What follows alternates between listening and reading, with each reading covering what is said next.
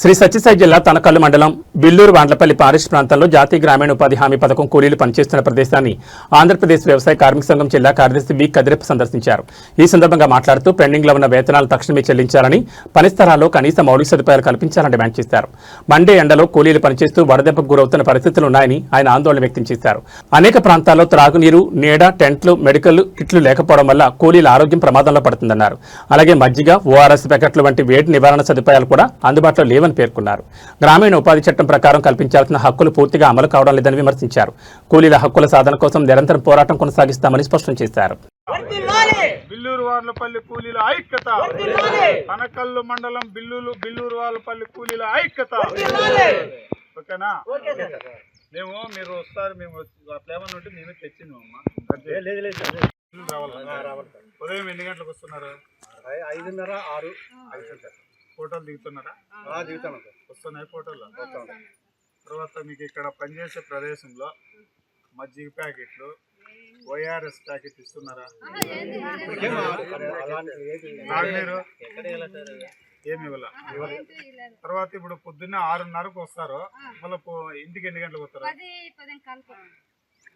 10:30, 11 గంటలకు.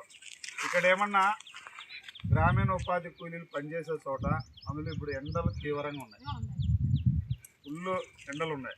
పొద్దున్నే 6:30కి మీరు వచ్చి 11 గంటల వరకు మీరు ఇక్కడ ఉండి ఫోటోలు తీసేసిపోతే ఇక్కడ తాగడానికి నీరు, తాగడానికి మజ్జిగ, తాగడానికి వైరస్ పాకెట్లు అవన్నీ గవర్నమెంట్ సప్లై చేయాలి. ఇప్పుడు మా కలెక్టర్ గారు ఏం చెప్తున్నారంటే, కలెక్టర్ గారు, పీడీ గారు ప్రతి ఒక్క పనిచేసే కూలీకి ఓఆర్ఎస్ ప్యాకెట్లు, మజ్జిగ ప్యాకెట్లు ఇస్తున్నాము అంటున్నారు. మీకు వస్తున్నాయా? ఇప్పుడు గవర్నమెంట్ 44 కోట్లు బకాయిలు, పెండింగ్ ఉన్న బకాయిలు వెంటనే జమ చేస్తున్నామని చెప్పిన పన్నాయా? కాబట్టి గవర్నమెంట్ కూడా ఒకటే చెప్తున్నాం, ఆంధ్రప్రదేశ్ వ్యవసాయ కార్మిక సంఘం ఉపాధి కూలీల సంఘం. మీకు గ్రామీణ ఉపాధి కూలీలకి ఏం జరిగినా కూడా ఈ సంఘం తరపున మీకు ఏం జరగాలని గవర్నమెంట్ కొట్లాడేది. మొన్న బండ్లపల్లిలో కూడా ఈ ఉపాధి హామీ పథకం యథావిధిగా కొనసాగించాలని చెప్పి, ముందు ఎట్లా కొనసాగుతుందో అట్లా కొనసాగించాలని చెప్పి పాదయాత్ర కూడా పెట్టాం. బండ్లపల్లి దగ్గర అనంతపురం నుండి బండ్లపల్లి 2000 మంది వచ్చారు ఉపాధి కూలీలు. ఎందుకంటే యథావిధిగా జరిగిందనుకో ఉపాధి హామీ పథకము, మీకు బిల్లులు పడతాయి, దాంట్లో ఉన్న హక్కులు ఏవైతే ఉన్నాయో అన్నీ వస్తాయి.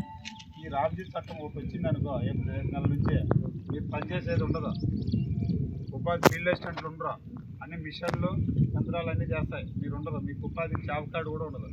కాబట్టి గ్రామీణ ఉపాధి పథకం జాబ్ కార్డు ఉంటే గవర్నమెంట్ దృష్టిలో ఉద్యోగంతో సమానమే. మనం పని చేయలేకపోయినా కూడా 15 రోజుల తర్వాత పని అడిగినా